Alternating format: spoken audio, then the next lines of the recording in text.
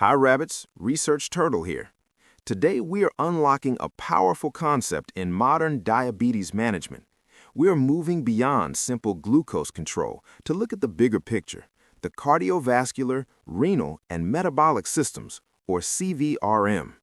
Specifically, we're going to explore why the combination of empagliflozin and pioglitazone is being called the perfect partnership.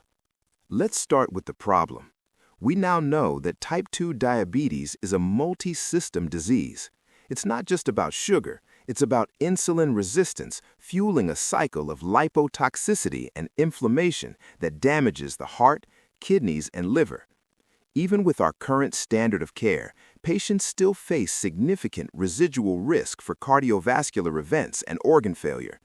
To fix this, we need a strategy that attacks both the root cause and the downstream consequences. Enter pioglitazone. This agent is unique because it targets PPAR-gamma, treating the root cause, insulin resistance. It has proven efficacy in reducing stroke recurrence and treating MASH. However, its full potential has been locked by clinical concerns. Historically, physicians have hesitated due to side effects like weight gain of 3 to 5 kilograms and fluid retention, which can mimic or worsen heart failure. This is where empagliflozin comes in.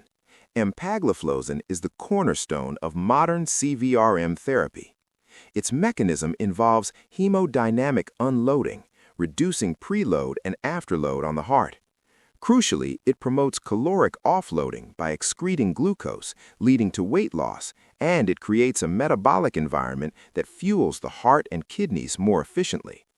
When we put these two together, we don't just get addition, we get completion. Look at this mechanism. Empagliflozin directly counteracts pioglitazone's primary liabilities. EMPA's weight loss offsets pio's weight gain. EMPA's strong diuretic effect neutralizes pio's fluid retention. This transforms a high-risk, high-reward agent into a safe, superior therapy. Let's look at the data. Clinically, this combination delivers potent glycemic control without the weight penalty. In studies, adding empagliflozin to pioglitazone lowered HbA1c by an additional 0.6 to 0.7%. But more importantly, look at the weight data. While pioglitazone alone usually increases weight, the combination resulted in weight loss or neutrality, effectively decoupling good glucose control from weight gain. Now for the liver. This is perhaps the strongest case for this combination. For patients with MASLD or MASH, the combination demonstrated a 50% reduction in relative liver fat, significantly higher than either agent alone.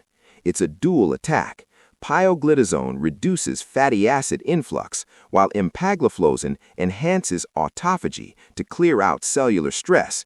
This breaks the cycle of fibrosis. We also need to address the heart failure paradox. Traditionally, pioglitazone was feared in heart failure patients due to edema. However, real-world data shows that when combined with an SGLT2 inhibitor like empagliflozin, there is no increased risk of heart failure hospitalization. Empagliflozin acts as a safety net, managing fluid status so we can safely leverage pioglitazone's metabolic benefits. For the arteries, this duo offers comprehensive protection. Pioglitazone stabilizes plaque and reduces inflammation, proven by the IRIS trial to reduce stroke. Empagliflozin reduces cardiac load. Together, large cohort studies show this combination reduced the risk of major adverse cardiovascular events, or MACE, by 34%, the lowest risk among all combinations studied. The synergy extends to the kidneys. It's a dual-pronged defense. Empagliflozin lowers intraglomerular pressure, immediately reducing albuminuria. Pioglitazone protects the endothelial function. This additive effect helps slow the long-term decline in eGFR and progression to end-stage renal disease. However, we must remain candid about safety. The one risk that empagliflozin does not cancel out is bone fracture risk associated with pioglitazone, particularly in postmenopausal women. As clinicians, we must assess this risk carefully and consider calcium or vitamin D supplementation for vulnerable patients. So, who is the ideal candidate for this therapy? First, T2DM patients with fatty liver disease. This is the strongest oral therapy available for them. Second, patients with severe insulin resistance and previous stroke history.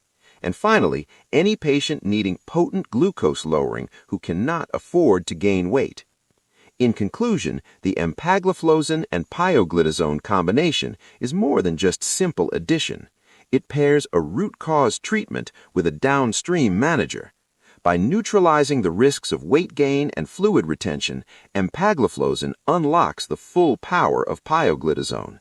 It is quite simply 1 + 1 equaling more than 3. That's it for today. Turtle out.